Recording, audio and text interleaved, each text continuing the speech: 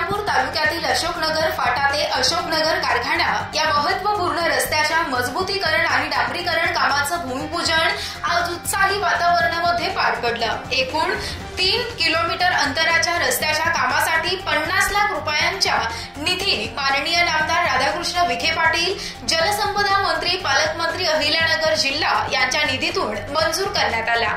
या कार्याचा शुभारंभ माननीय डॉक्टर सुजयदादा विखे पाटील यांच्या शुभ हस्ते करण्यात आला। या रस्त्याच्या मजबूतीकरणामुळे परिसरातील नागरिकांना दर्जेदार, सुरक्षित, वेगवान वाहतुकीची सुविधा उपलब्ध होणार आहे। विशेषतः शेतकरी, विद्यार्थी, महिला आणि वयोवृद्ध नागरिकांना मोठा दिलासा मिळणार आहे।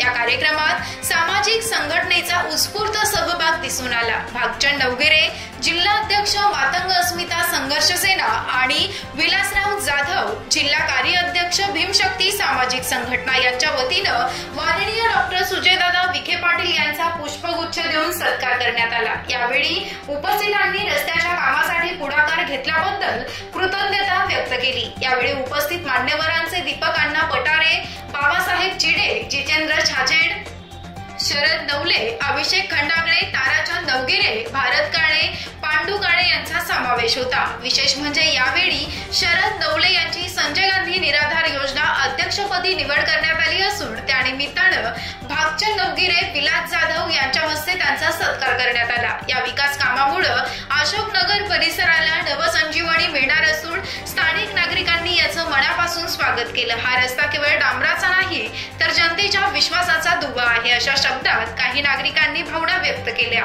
50 लाख रुपये मंजूर करून दिले, कॉन्ट्रॅक्टर फायनल झाला, रस्ता उद्यापासून याला रस्त्याला कामाला सुरुवात होईल आणि अजून 1 महिन्यानंतर त्याला 50 लाख म्हणजे आपला 1 कोटीचा जो शब्द होता तो हिशोब आपण बरोबर केलेला आहे।